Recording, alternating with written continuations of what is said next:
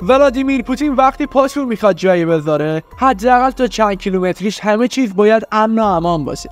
حتی اگه نباشه، وسایل نقلیش و حتی بادیگاردهایی که داره احتمال آسیب دیدن پوتین رو به صفر میرسونه. حالا بریم با جزئیات امنیتی پوتین روبرو بشیم.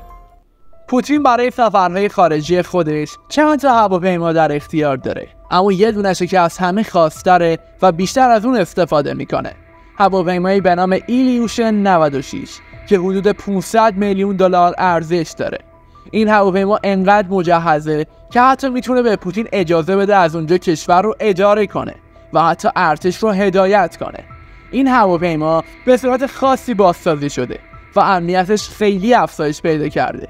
از جمله ویژگی‌های امنیتیش میشه به سیستم‌های لیزری ضد موشک، رادارهای پیشرفته، گمراه کننده‌های الکترونیکی و سیستم‌های دفاعی ضد هوایی اشاره کرد.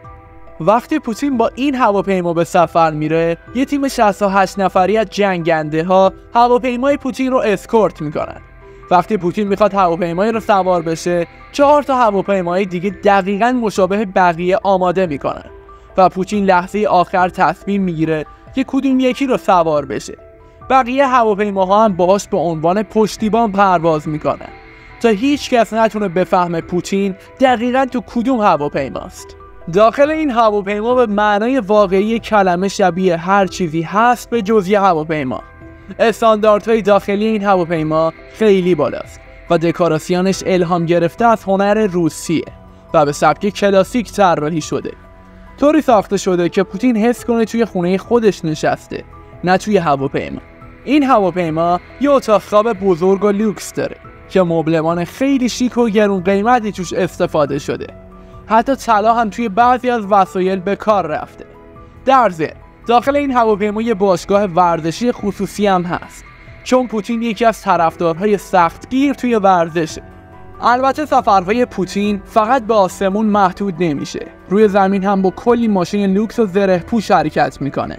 معروف‌ترین خودرو ریاست جمهوری پوتین یه لیموزین به نام آروس سیناته. این ماشین طوری طراحی و مجهز شده که همه چیز توش پیدا میشه و از یه تانک زرهی هیچ چیزی کم نداره به جز ظاهرش. میلیون‌ها دلار صرف امنیت و تجهیز این لیموزین شده و پوتین هم انقدر بهش اعتماد داره که گفته اگه این ماشین نباشه من سفر نمی‌کنم. میگن نسخه غیر نظامی این ماشین حدود 300,000 دلار میارزه، ولی نسخه‌ای که برای پوتین ساخته شده خیلی گرونتره و کلی امکانات ویژه مثل دوربین‌های دید در شب، بدنه زرهی، شیشه‌های ضد گلوله و کلی سیستم‌های دیگه داره که همگی برای امنیت بیشتر پوتین طراحی شده. حالا اگه پوتین بخواد یه سفر دریایی بره چی؟ پوتین چندین کشتی تفریحی لوکس و نفیس داره.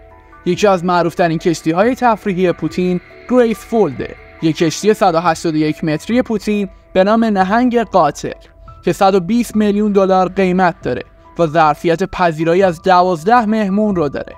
این کشتی به نهنگ قاتل مشهور شده چون هم خیلی بزرگ و مجهزه و هم امکانات لوکس مثل اتاق‌های VIP، حمام ترکی، اتاق ماساژ، حمام با روکش طلا و یه پیانو با نوازنده حرفه‌ای رو داخل خودش جا داده.